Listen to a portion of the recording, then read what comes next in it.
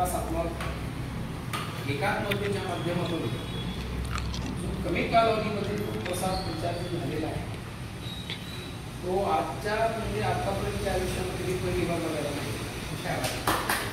बरेचशा संस्था आल्या, त्यांना प्रगत होण्याकरता बरेचसे काही 10-15 वर्ष निघून गेले आणि काही तरी लुप्तही झाले, परंतु थोड्या कालावधीमध्ये उत्तरप्राय या संस्थेचे संस्थापक अध्यक्ष आणि उत्तरप्राय राम महाराजांच्या मार्गदर्शनाखाली आणि अशा सगळ्या ज्येष्ठ माणसांच्या सहकार्यातून मार्गदर्शनातून जी ही संस्था आता उदयाला लागलेली आहे, या संस्थेमध्ये ती पहिल्यापासूनच आहे असं नाही, असं म्हणणार आहे ठीक आहे, मुळापासूनच आहे। जरी आपल्याकडे पद नसलं तरी ते सगळे आपण तो पाहतोय, याचा आनंद आपल्याला सुद्धा वाटतोय।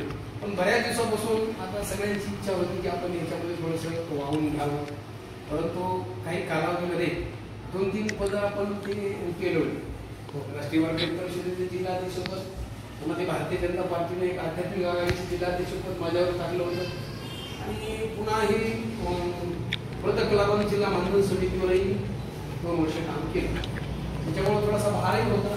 जरी भार असला तरी आपलं हे जे अंमल करणे काम आणि बीज वाढवावे ना, या माध्यमातून तरी आपण वारकरी संप्रदायाचा प्रचार प्रसार व्हावा, या माध्यमातून आपल्याला ते काम कसंही करायचंय, पद असेल तरी करायचंय आणि पद नसेल तरी आपलं काम चालूच आहे। परंतु या संस्थेतील सगळ्या मंडळींना असं वाटलं की काहीतरी ह्यांच्याकडे जबाबदारी सोपवावी, काहीतरी पद द्यावं म्हणजे ती गुंतून राहतात आणि आपलंच कामाला लागतात, या हेतूने यांनी ते घेतलेला संकल्प आहे, दिलेली माझ्याकडे जबाबदारी आहे, ती जबाबदारी पूर्ण करण्याचं काम सातत्यानं आपण करतो आहोत, पुढेही करणार आहोत। आणि त्या अनुषंगाने आपल्या जिल्ह्यावरची जी काही एक संघटन आहे, ही संघटन एक आपण मजबूत तयार करून एक दिवशी बसून सर्वजण आणि सर्व संघटन मजबूत करून याचा जितका प्रसार होईल, याची जशी उन्नती प्रगती करता येईल त्या माध्यमातून आपण करण्याचा प्रयत्न करू।